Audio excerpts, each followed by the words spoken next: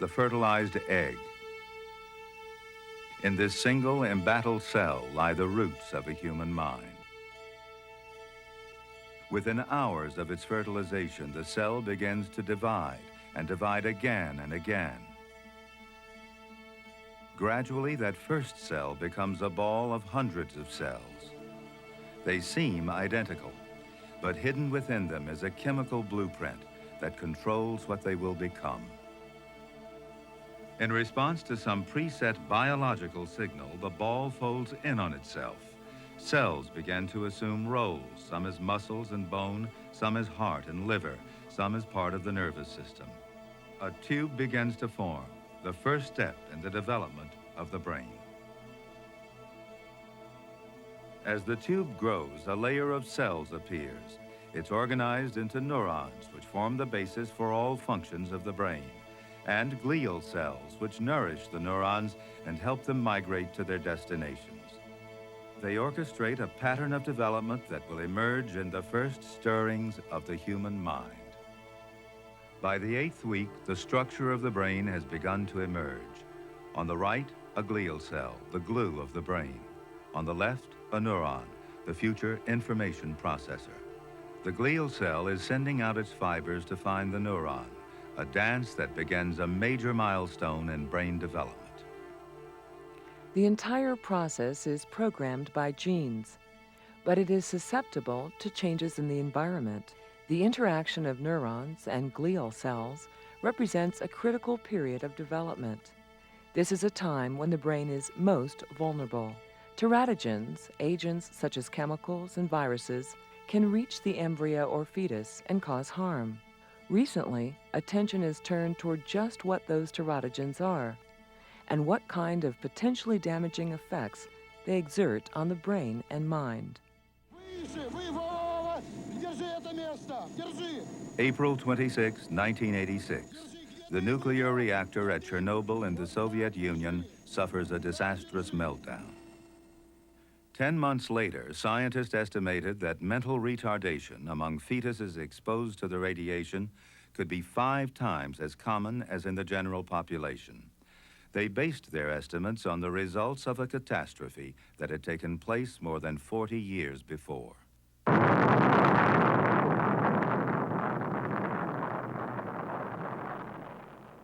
The bombs over Hiroshima and Nagasaki not only killed hundreds of thousands of people, they irradiated countless vulnerable fetuses in critical periods of development.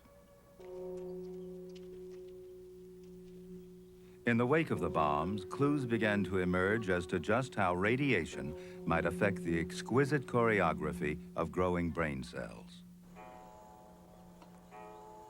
Well, the story about radiation-related brain damage actually began here shortly after the bombings.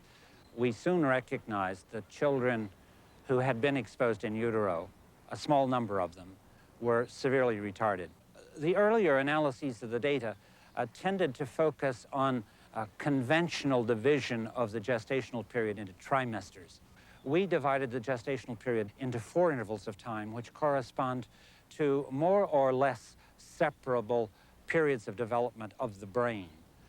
Once this was done, it became very clear that 80%, in large measure all of the cases of mental retardation, occurred to women who were in a specific stage of their pregnancy. That is, the fetus was between 8 and 16 weeks following conception. Now, we know from neurobiological evidence that that period is extremely critical because 2 fundamental events are occurring.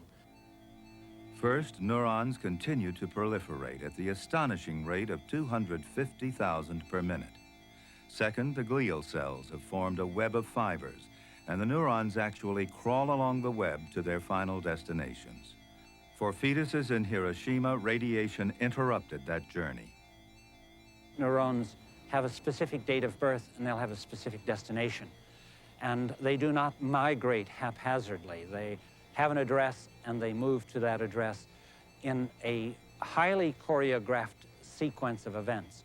And since we know that brain function critically follows brain position, cells have to be in the right place to do the right thing. Even though alive, even though in the general area, they don't perform the proper function if they're not in the proper site. Their crucial journey disrupted, the migrating neurons probably stop short of their intended destinations. These events have devastating repercussions for people whose mothers were exposed to high levels of radiation at a critical time in fetal development. The birth and migration of neurons, two critical periods that are profoundly affected by radiation. But do other environmental insults also interfere with brain development? In 1751, William Hogarth etched Gin Lane, a portrait of despair. Among its horrors, a mother pouring liquor into a baby. Remarkably, science only began to recognize alcohol's effects on the fetus a few years ago. Fetal alcohol syndrome was discovered by a resident in our Department of Pediatrics in 1970. Christy Ueland was doing a study of infants who were small for gestational age, infants who were born on term but were little. And among those children, she found a few children who looked alike, who were very small, who were all retarded, and whose mothers all had a history of heavy alcohol use. Although the report met with skepticism, others confirmed that alcohol affected both body and brain. But what of the effect on the emerging mind? In Gothenburg, Sweden, Marita Aronson studied babies with fetal alcohol syndrome. She found that alcohol could cause damage in very subtle ways. Many of these children have problems. They have hyperactivity, they have impulsiveness, they have temper tantrums, they have short memory span, they have perceptual disorders. These shapes were copied by two children the same age, one normal, one with fetal alcohol syndrome. And here, a child with the syndrome who tried to draw a human figure simply couldn't stop drawing noses and eyes, a sign of damage to the frontal lobe of the brain. The behavioral effects of alcohol range from the most subtle to the most severe. But what does it actually do to the brain?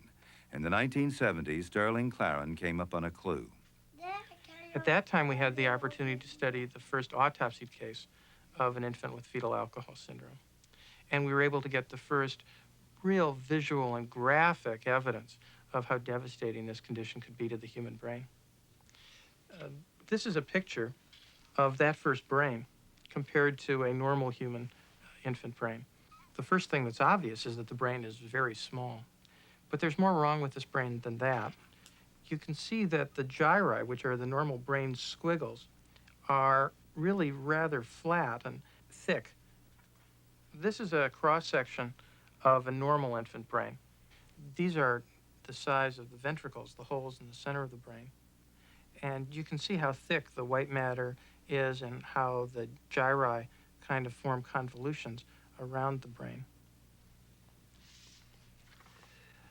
This is the exact same section of that brain of a child with fetal alcohol syndrome. You don't have to be a neuropathologist to see that every single part of that brain is malformed. The holes in the center are way too big because there's so little white matter to fill them in. The brain density is really reduced, and that normal convolutional pattern of the brain has been lost. We get a clue to understanding how this kind of a malformation could come about by looking at the tissue microscopically. This is a section of the cortex of the cerebrum. The normal surface of this brain is in fact here. And then there's the stuff that's covering the brain that looks like it's in fact erupting through the cortex. This is in fact a malformation. It's a hodgepodge of all the different cell lines, all the different brain elements that go into creating the brain. It's as if the cells of the brain, when they were migrating to their final homes, didn't know when to stop and continued right on through and erupted onto the surface through little bridges like these and just came up onto the surface and became scrambled. These kinds of heterotopias, or cell groups that are in the wrong places, are typical of fetal alcohol syndrome and would suggest that alcohol dramatically interferes with cell migrations early in brain development. Alcohol and radiation are just two examples of teratogens. When present during critical periods of development, they can adversely affect the brain. Both kill newly emerging brain cells. During cell migration, alcohol causes neurons to continue growing past their destinations. Radiation stops them short of their target. Both interfere with the crucial timing of development. After migration, the process of development continues. Around the 18th week, the brain begins to stabilize itself. At 21 weeks, the auditory cortex begins to function.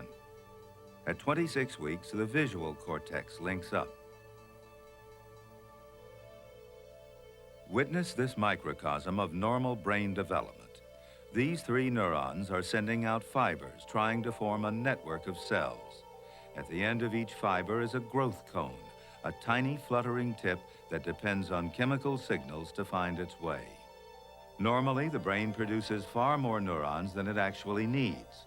Sometimes they succeed in linking up, sometimes they fail. For these 3 neurons, the process is simple. One of them dies. The other 2 form a connection.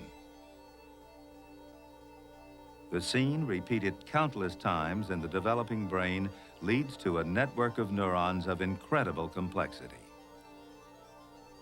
The evolution from a single fertilized egg is complete.